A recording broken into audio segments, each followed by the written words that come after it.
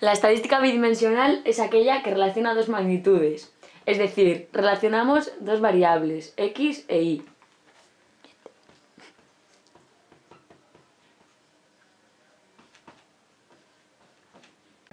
Aquí tenemos dos asignaturas que son latín y lengua y las notas que cierto alumno ha obtenido en ellas. Por ejemplo, un 3 en latín, un 2 en lengua, que pues 4 alumnos han obtenido estas calificaciones. Luego, un 4 en latín y un 5 en lengua.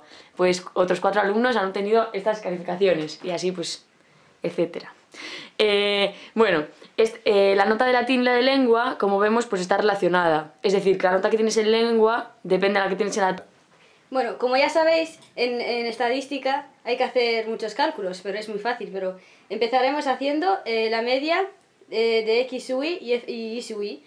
Primero hacemos la media de x sub y, que es el sumatorio de la multiplicación de x sub y por f sub y, partido el sumatorio de f sub y, que es n, el tamaño de la muestra. Y es lo mismo, pero sustituyendo x sub y por y sub i. Entonces la media es el sumatorio de x sub i por f sub i, que es 140, partido n, que es 25.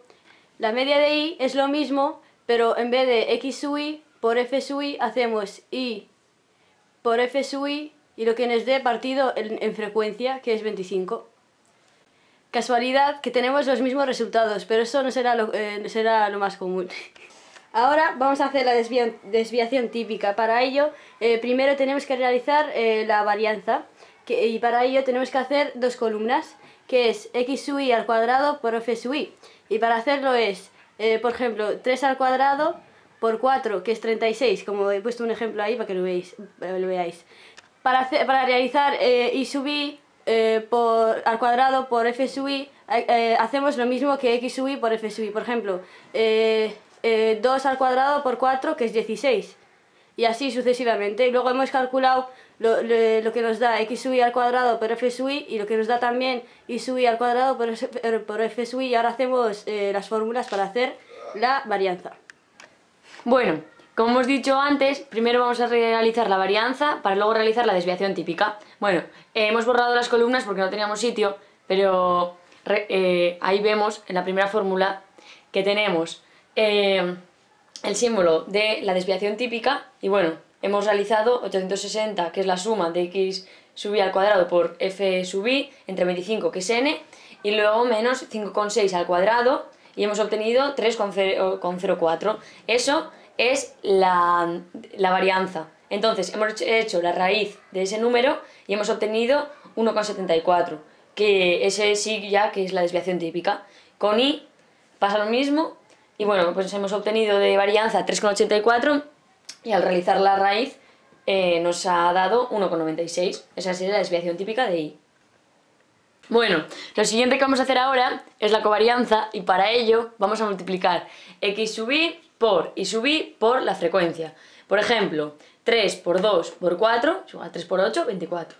Bueno, ahora vamos a realizar la covarianza, como hemos dicho antes, y la suma de la covarianza nos da 862. Y bueno, ese símbolo que ha estado marcando Maseine es un símbolo que significa rho, o bueno, se llama rho, y bueno, es la covarianza. Entonces, la fórmula de la covarianza es la suma de x sub i por y sub i por la frecuencia, partido la suma de la frecuencia, que como hemos dicho antes es n, menos la suma de x por menos la media de x por la media de y. Entonces, como vemos, hemos realizado los cálculos y nos ha dado 3,12.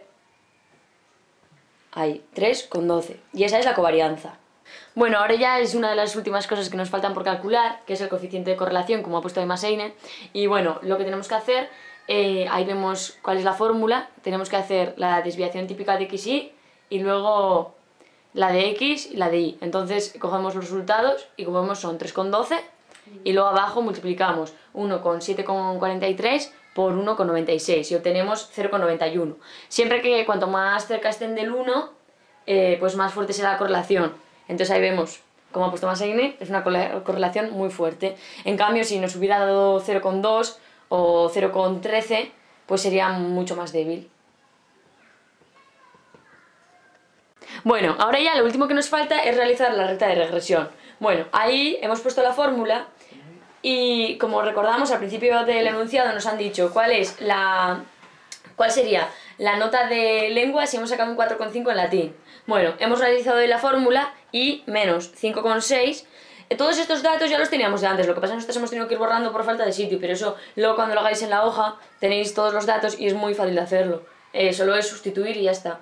Y bueno, y menos 5,6 es igual a 3,12 partido 3,04 por x menos 5,6. Como ha puesto Massegne, tenemos que sustituir el 4,5 en la x. Ahí todavía en la primera ecuación de abajo no lo hemos hecho, solo lo hemos resuelto para que fuera más fácil. Hemos hecho 5 y menos 5,6 es igual a 1,026 por x menos 5,6 y luego ya en la siguiente hemos sustituido por 4,5 y obtenemos que y es igual a 4,47.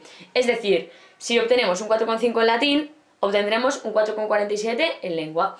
Como hemos dicho anteriormente, este problema tiene una correlación muy fuerte, porque como vemos las notas son casi las mismas, con que las notas de latín y de lengua están muy relacionadas. Y esto es todo.